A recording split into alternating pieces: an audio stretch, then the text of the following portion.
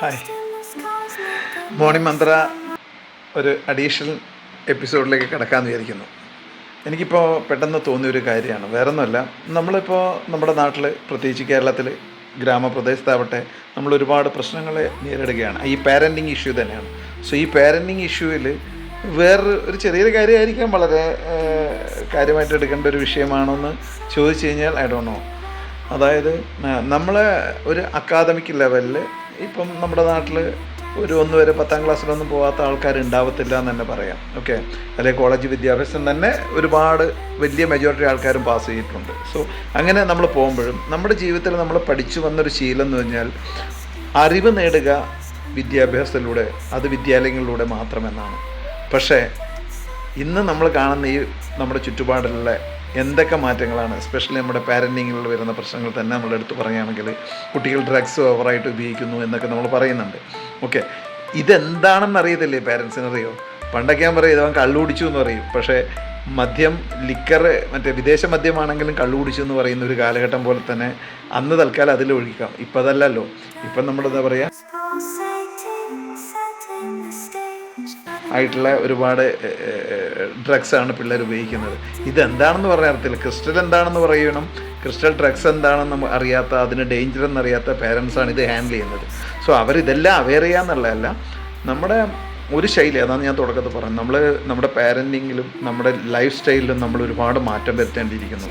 എന്നാലേ നമുക്കിത് കോപ്പപ്പ് ആവാൻ പറ്റത്തുള്ളൂ. ഇതിനിടയിൽ ഒരു പ്രശസ്തനായ ഞാൻ ആളുടെ പേരെടുത്ത് പറയുന്നതിൽ, ഒരു നിരൂപകൻ എന്ന് പറയാം, സമൂഹത്തിനെ വേറെ രീതിയിൽ നോക്കിക്കാണുന്ന ഒരു കാഴ്ചപ്പാടുള്ള വ്യക്തിയാണ്. അദ്ദേഹത്തിൻ്റെ കാര്യങ്ങളോടും കാഴ്ചപ്പാടുകളോടും എനിക്ക് പൂർണ്ണമായി യോജിപ്പും വിയോജിപ്പുള്ള ആളല്ല. പക്ഷേ എങ്കിൽ അദ്ദേഹം പറഞ്ഞു, ഗഞ്ചാവ് എന്ന് പറഞ്ഞു കഴിഞ്ഞാൽ സന്യാസിമാരും മറ്റവരൊക്കെ ഇഷ്ടംപോലെ ഉപയോഗിക്കുന്നതാണ്. മറ്റു സംസ്ഥാനങ്ങളിലും വിദേശങ്ങളിലും അമേരിക്കയിലൊക്കെ ഗഞ്ചാവ് നിയമാടിസ്ഥാനത്തിൽ ചില രാജ്യങ്ങളിലൊക്കെ അങ്ങനെ ഉണ്ട് എന്ന് പറയുന്നു.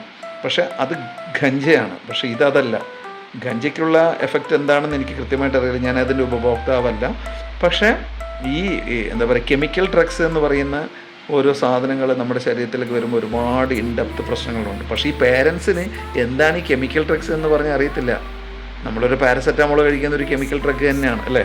പക്ഷേ അതിൻ്റെ ഏറ്റവും മാരകമായ ഡോപാമിനൊക്കെ ഉൽപ്പാദിപ്പിച്ച് പിള്ളേർക്ക് സന്തോഷമോ എന്താണ് അവർക്ക് വേണ്ട എക്സ്റ്റസി പ്രൊഡ്യൂസ് ചെയ്യുന്നൊരു സംഭവമാണ് ആക്ച്വലി, അല്ലേ എന്നാണ് എൻ്റെ ധാരണ. എനിക്ക് പൂർണ്ണമായിട്ട് അതിനെപ്പറ്റി യാതൊരു ഗ്രാഹ്യമില്ല, എങ്കിലും പറയുകയാണ്. അപ്പോൾ അതുപോലെ ഈ നമ്മുടെ അക്കാദമിക്, അതാണ് നമ്മുടെ കോർ പോയിൻ്റ്. ഈ അക്കാദമിക് നോളജിലൂടെ, അല്ലെങ്കിൽ നമ്മുടെ സമൂഹത്തിൽ നമ്മൾ എത്ര ക്ലാസ് വരെ പഠിച്ചു, പിന്നെ നമ്മുടെ ജോലിയാണ് അതിലൂടെ സമ്പാദിക്കുക, പിന്നെ ജീവിക്കുക, പിന്നെ കുടുംബം പുലർത്തുക എന്നൊരാശയത്തിലാണ് നമ്മൾ ജീവിച്ചു പോകുന്നത്. ഇത് ഏത് കാലഘട്ടത്തിൽ നിന്ന് തുടങ്ങിയെന്നൊന്നും ഞാൻ ചോദ്യത്തിലേക്ക് പോകുന്നില്ല. പക്ഷേ നമ്മൾ ഇത്തരം ഒരു അറിവിൻ്റെ ലോകത്ത് നിന്നും നമ്മുടെ പാരൻ്റ് എന്ന രീതിയിൽ ഒരു കുട്ടികൾക്ക് ജന്മം നൽകുന്ന ഓരോ പാരൻറ്റും കൂടുതൽ എഡ്യൂക്കേറ്റഡ് ആവാതെ അവർക്ക് നിലനിൽക്കാൻ പറ്റാത്ത ഒരു സാഹചര്യത്തിലൂടെയാണ്, പ്രത്യേകിച്ച് നമ്മൾ ആർട്ടിഫിഷ്യൽ ഇൻ്റലിജൻസിൻ്റെയൊക്കെ ഒരു അഴിഞ്ഞാട്ടം കാണാൻ പോവുകയാണ്. അത്ര അർമാദിക്കാൻ പോകുന്നൊരു ലോകത്തേക്ക് നമ്മൾ പോവുകയാണ്. ഈ കണ്ടതൊന്നുമല്ല കാഴ്ചപ്പാടുകൾ, ഇതിനേക്കാളും ഭയാനകമായ എന്ന് തോന്നാവുന്ന, അറിവില്ലെങ്കിൽ ഭയാനകമെന്ന് തോന്നാവുന്ന ഒരുപാട് ലോകത്തേക്കാണ് നമ്മൾ പോകുന്നത്. അപ്പോൾ അങ്ങനെ വരുമ്പോൾ എല്ലാ ആൾക്കാരും, നമ്മുടെ കയ്യിൽ ഇന്ന് സ്മാർട്ട് ഫോണുണ്ട്, നമ്മൾ വേൾഡ് യൂണിവേഴ്സ് നമ്മുടെ കയ്യിലുണ്ടെന്ന് പറയാം അല്ലേ? അങ്ങനെ ഒരു ഗുണവും ഇതിനുണ്ടല്ലോ. അപ്പോൾ നമ്മൾ അറിയുന്നത്ര അറിവുകൾ മാക്സിമം കണക്ട് ചെയ്ത് അറിയാൻ ശ്രമിക്കുക. അങ്ങനെ പേരൻസ് ഈ ഡ്രഗ്സിൽ മാത്രമല്ല, കുട്ടികളുടെ ആവശ്യങ്ങൾക്ക് നീടും ഇതൊന്നും അവർക്ക് സാറ്റിസ്ഫൈ ചെയ്യാൻ പറ്റാത്ത കൊണ്ടുമാണ് നമ്മൾ പൂർണ്ണമായും കുട്ടികളെ കുറ്റം പറയുന്ന ഒരു ഭാഗത്ത് നിൽക്കുന്ന ആളല്ല ഞാൻ. ഓക്കെ, നമ്മുടെ പാരൻറ്റിങ്ങിന് വന്ന അപജയങ്ങളും നമ്മൾ, അല്ലെങ്കിൽ വേറൊരാൾ ഇതിനിടയ്ക്ക് പറയുന്നത് കേട്ടു, ഒരു ആൾ കല്യാണം കഴിച്ചൊരു കുട്ടി ഉണ്ടാവും, ഏകദേശം അയാൾക്കൊരു 20, 25, 30 വയസ്സ് പ്രായമായിട്ടുണ്ടാവുമെന്ന് വിചാരിച്ചോളൂ. അത് സ്ത്രീ ആയാലും പുരുഷനായാലും അവർ വളർത്തുന്ന കുട്ടികളെ 20, 25 വർഷം പഴക്കമുള്ള അറിവുമായാണ് വളർത്തുന്നത്. ഇതിൻ്റെ ഒരു ക്ലാഷ് സ്വാഭാവികമായിട്ടുണ്ടാവില്ലേ? ഇതാണ് കാലഘട്ടത്തിൽ പണ്ടേ നമ്മൾ കാണുന്നത്. ഒരു കുട്ടി പ്രായപൂർത്തിയാകുമ്പം അവർ വൈ അച്ഛാ, വൈ അമ്മ, എന്താണെന്ന് ചോദ്യം വരുമ്പോഴാണ് നീ മിണ്ടാണ്ടിരിക്കാമെന്ന് പറയും. പക്ഷേ ഇന്നത്തെ പിള്ളേർ മിണ്ടാണ്ടിരിക്കില്ല. കാരണം അവർക്ക് അത് മനസ്സിലായി, നമ്മളുടെ രീതിയിലല്ല ഇവർ ചിന്തിക്കുന്നത് എന്നുള്ളൊരു ആർഗ്യുമെൻ്റാണ്. ഇതിനെ കോപ്പപ്പ് ചെയ്യാൻ നമുക്ക് പറ്റുന്നില്ല. കാരണം നമ്മൾ എഡ്യൂക്കേറ്റഡ് അല്ല, നമ്മൾ സ്വന്തമായ അറിവുകൾ നേടാൻ പ്രാപ്തനാവണം. അതാണ് ഇതിൻ്റെ കോർ. നമ്മൾ അക്കാദമിക് തലത്തിൻ്റെ അപ്പുറം, അതിനപ്പുറത്ത് നമ്മൾ ഒരുപാട് ഇൻഫർമേഷൻ ഉണ്ട്. അതെല്ലാം ഗ്യാദർ ചെയ്ത് ഒരു പാരൻ്റ് എന്ന നിലയിൽ പാരൻ്റ് അറിയാൻ ശ്രമിക്കണം. കുട്ടികൾ ഡെഫിനറ്റ്ലി നമ്മൾ എന്ത് തടുത്ത് നിർത്തിയാലും ആ കുട്ടികൾ അവർക്ക് വേണ്ട ഇൻഫർമേഷൻ കളക്ട് ചെയ്യാൻ ശ്രമിക്കും. നമ്മൾ അറിയാലോ, സോഷ്യൽ മീഡിയയിൽ ഒരു കാലഘട്ടത്തിൽ പറഞ്ഞു 18 വയസ്സ് 20 വയസ്സ് പ്രായപൂർത്തിയായാലേ നമുക്ക് ഓരോ കാര്യങ്ങൾ ചെയ്യാൻ പറ്റുമെന്ന്. നമ്മുടെ സമൂഹത്തിൽ നിയമത്തിൻ്റെ അടിസ്ഥാനം ചെയ്താലും ഈ സോഷ്യൽ മീഡിയ അല്ലെങ്കിൽ ഈ universally world wide web control ചെയ്യുന്നവർക്ക് അറിയത്തില്ലേ എത്ര ഏജുള്ള ആൾക്കാരാണ്, എന്താണെന്ന്, എങ്ങനെ വെച്ചിട്ട് അത് ട്രാക്ക് ചെയ്ത് ലോക്ക് ചെയ്യാൻ പറ്റും. പക്ഷേ അവർക്ക് വേണ്ട എന്താണ്? ഒരുപാട് റിസോഴ്സസ്, ഒരുപാട് യൂസേഴ്സുമാണ്. ആ വലിയ ഡാറ്റാ ബാങ്ക് അവർ ഇൻക്രീസ് ചെയ്യാൻ വേണ്ടി ശ്രമിക്കുമ്പം അവർ ഡെലിബറേറ്റ്ലി ഈ നിയമങ്ങളെ അവരുടെ ആവശ്യത്തിന് വേണ്ടി ഓവർകം ചെയ്യുകയാണ്.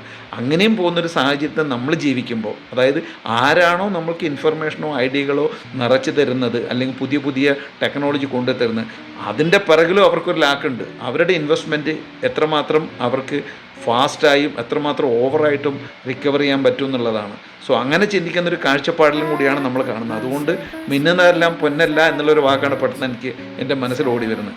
അതുപോലെ ഒരു സാഹചര്യത്തിൽ നമ്മൾ ജീവിക്കുമ്പോൾ ഈ പേരൻസ് എല്ലാം, നമ്മുടെ സമൂഹത്തിലെ സകല പേരൻസും ഏത് ജാതിയോ മതമോ ഏത് സിസ്റ്റത്തിലോ നിൽക്കുന്ന ആൾക്കാരാവട്ടെ, നമ്മൾ അവെയർ ആയില്ലെങ്കിൽ, നമുക്കിനിപ്പം മക്കളില്ലാത്ത ആളാണെന്ന് വിചാരിച്ചോളൂ, നമ്മുടെ സമൂഹത്തിൽ നിന്ന് നമ്മൾക്ക് ഒന്നും തിരിച്ചറിയാൻ പറ്റാത്ത ഒറ്റപ്പെടലുകളിലേക്കോ ഇല്ല ഒന്നും അഡ്ജസ്റ്റ് ചെയ്യാൻ പറ്റാത്തൊരു സിറ്റുവേഷനിലേക്കോ നമ്മൾ അക്കസ്റ്റംഡ് ആവാൻ പോകുന്ന ഒരു സാഹചര്യത്തിലാണ്. സോ നമ്മൾ നന്നായി എഡ്യൂക്കേറ്റ് ചെയ്യുക, നമ്മളെ തന്നെ നമ്മൾ എഡ്യൂക്കേറ്റ് ചെയ്യണം എന്നുള്ള അവയർനെസ് ഉണ്ടാക്കി തുടങ്ങേണ്ട ഒരു കാലഘട്ടത്തിലാണ്. എങ്കിൽ മാത്രമേ നമുക്ക് നമ്മുടെ കുട്ടികളിലേക്ക് എന്തെങ്കിലും പറഞ്ഞു കൊടുക്കാനോ അല്ലെങ്കിൽ അവരിൽ നിന്നും കൂടുതൽ ഇൻഫർമേഷൻ സ്നേഹത്തോടെ അറിഞ്ഞെടുക്കാനോ നമുക്ക് പറ്റുകയുള്ളൂ. That's it. എൻജോയ്. ഒരു വിഷയമല്ല, ഈ സമയം കടന്നു പോകുന്നുള്ള വിശ്വാസം തന്നെയാണ്. പക്ഷേ ഇന്നിനെക്കുറിച്ച് മറക്കരുത്. ഇന്ന് സന്തോഷിച്ച് ജീവിക്കാൻ ശ്രമിക്കുക. ഇന്നലെ ഇല്ല നാളെ ഇല്ല എന്ന് വിചാരിക്കരുത്. ഇന്നലെ ഉണ്ടാവാം നാളെ ഉണ്ടാവാം എന്നൊക്കെ വിചാരിച്ചോളൂ. പക്ഷേ ഇന്നിനെ മറക്കാതെ ജീവിക്കുക. Enjoy yourself. Thank you from ഉണ്ണീശ്വർ.